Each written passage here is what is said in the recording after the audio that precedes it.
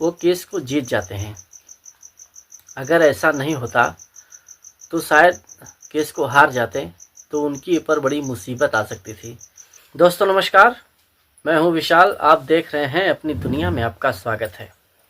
जैसे आप सभी लोग जानते हैं कि मैं हर रोज़ एक नई अपडेट के साथ आप सभी के बीच में उपस्थित रहता हूं, लेकिन इस समय जनपद जौनपुर की सबसे बहुचर्चित घटना के बारे में मैं आज एक महीने से रेगुलर कंटिन्यू आप सभी के बीच में आ रहा हूं। उस मामले में क्या हो रहा है, क्या नहीं हो रहा है, मैं आप सभी के बीच में अपने वीडियो के माध्यम से बताने की कोशिश करता हूं। और हर रोज़ कमेंट आते हैं नए नए, अभी तक क्या हुआ क्या नहीं हुआ।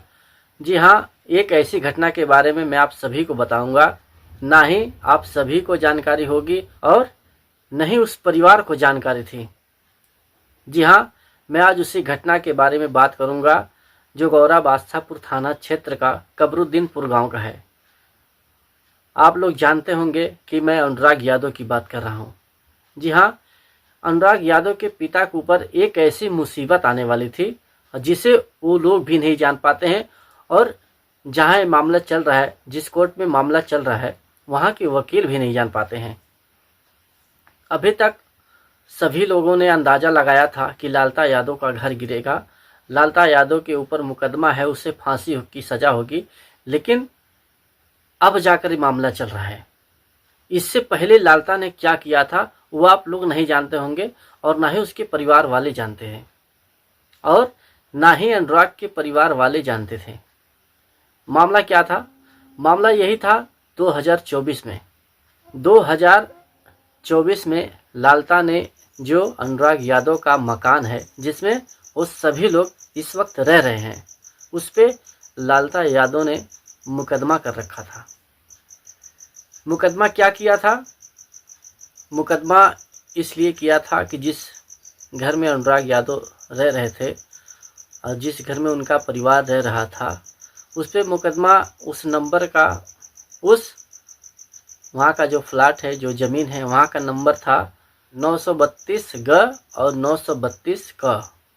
932 जो ग है वो अनुराग के पिताजी के नाम से है, और उस पे जो 932 ग है, उस ज़मीन को अनुराग के दादाजी को पट्टे में मिला था, और लालता चाहता था कि इसका मकान गिर जाए।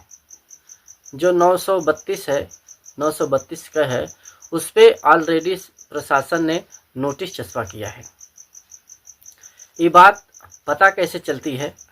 पता जब हमारे पत्रकार साथी और वकील भाइयों के साथ में मिलकर जाते हैं कि जो अनुराग यादव का ज़मीन है, जो लालता यादव का ज़मीन है, और जिस पे भी मैटर चल रहा है, उसमें फॉल्ट पड़ा कि नहीं पड़ा, लालता यादव का घर गिरेगा कि नहीं गिरेगा, इसी बात को जानने के लिए जब वो लोग कोर्ट में जाते हैं, तब वहाँ पता चलता है कि 2024 में इसके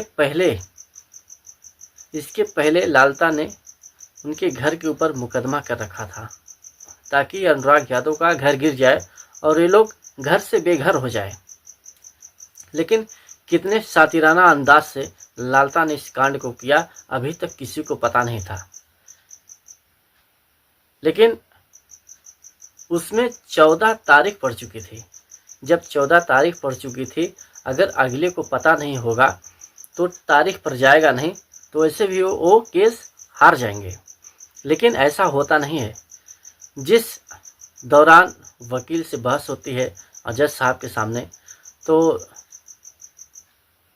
जब वहाँ का मैटर किसी ने जाना तो कहते थे कि इस मैटर में कोई दम नहीं है, इसमें कोई दम नहीं है। लेकिन फिर भी उनकी नसीब और उनका तकदीर देखिए, बिना लड़े वो केस को जीत जाते हैं। अगर ऐसा नहीं होता तो शायद केस को हार जाते, तो उनके ऊपर बड़ी मुसीबत आ सकती थी। और ये बात हम लोगों को पता कैसे चलती है? एक अधिवक्ता हैं जिनका नाम रविंद्र नारायण सिंह बताया गया, उनसे बातचीत करने के दौरान तब पता चलता है कि लालता ने मुकदमा किया था अनुराग यादव के परिवार के ऊपर यहाँ तक कि बताया जाता है जो लालता यादव के गांव वाले हैं, जो कबरुद्दीनपुर गांव के निवासी हैं, सब लोग कहते थे किसी के ऊपर 1 मुकदमा, किसी के ऊपर 2 मुकदमा, ऐसे ऐसे लालता करके रखता था। अब सबको फंसाया था। कैसे? मात्र अपने प्रशासन के बल पे। एक लड़का उसका जो एसआई था, उसके बलबूते, अपने कलम के बलबूते। बताया जाता है कि लालता यादव पढ़ा लिखा नहीं था, बिल्कुल सातिर दिमाग का था। एक सातिर दिमाग का व्यक्ति कितना आगे जा सकता है, इसका कोई उम्मीद नहीं लगा सकता, कोई भाप नहीं सकता। और वहीं अनुराग यादव के पिताजी से जब बात होती है तो कहते हैं कि ऐसा है, वैसा है, और मेरे ऊपर इतना मुकदमा कर दिया है, ये वैसे हैं। लेकिन हम लोग थोड़ा सा अचंभित रह जाते हैं कि एक परिवार दुखी है, और जो दुखी परिवार होता है वो वैसे ही आरोप लगाया करता है। लेकिन आज इसके मुकदमे से हम लोगों को पता चला कि वो कितना सातिराना अंदाज का आदमी है, कितने सातिर तरीके से एक परिवार को, एक गांव को बर्बाद करना चाहता था। और एक जानकारी मैं आप सभी को देना चाहता हूं कि जो लालता यादव था, झारखंड कोयलरी में रहता था, कोई नौकरी करता था। वहाँ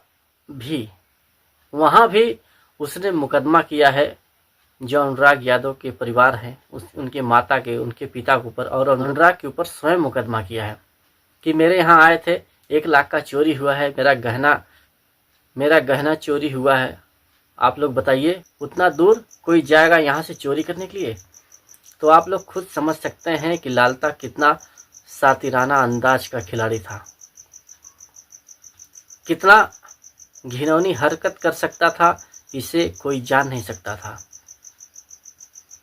लेकिन और फिर भी और एक बात मैं आप सभी को बता देना चाहता हूं कि जो रमेश यादव हत्यारा है, क्योंकि जो मुख्य आरोपी होता है उसे अलग कमरे में रखा जाता है। जो जेल का नियम है, जो जेल का प्रोसेस है, उसको अलग रखा जाता है, और बाकी अन्यथा जो उसके सहयोगी हैं उन्हें अलग रखा जाता है। इस वक्त जो आरोपी गिरफ्तार हैं, चारों लोग को एक ही कमरे में रखा हुआ है। जब चारों लोग को एक साथ रखेगा तो हिम्मत जरूर आएगी, कुछ न कुछ नई साजिश ये लोग जरूर करेंगे। अगर अनुराग के पिताजी इसके ऊपर एक्शन लेते हैं या एप्लीकेशन देते हैं तो हो सकता है जो मुख्य आरोपी रमेश यादव है उसको अलग कर दिया जाए। अलग करने का महत्व होगा, अलग करने का मतलब यही होगा, जब एक रहेंगे तो अनेक बात विचार उनके मन में आएगा, लेकिन जब वहीं अलग अलग रहेंगे तो घुट घुट कर मरेंगे। जब अलग रहेंगे तब जाकर कोई ये सोच समझौता नहीं कर सकते, ना ही कोई प्लानिंग कर सकते हैं। ऐसे में मैं आप सभी से कहना चाहूँगा, आप लोग का क्या राय है? आप लोग अपना राय कमेंट में ज़रूर दीजिए। आज के लिए बस इतना ही, तब तक लिए जय हिंद, वंदे मातरम।